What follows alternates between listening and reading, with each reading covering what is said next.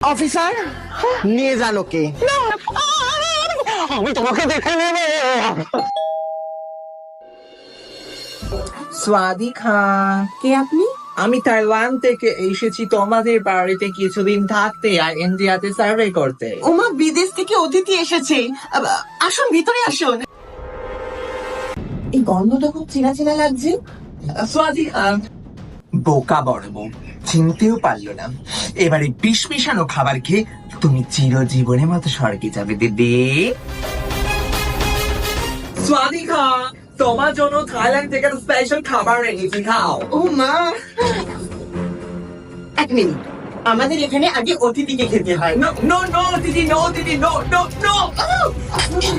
স্বাদিকা, এখানে বড় বউ কে আছেন? ও মা, পুলিশ?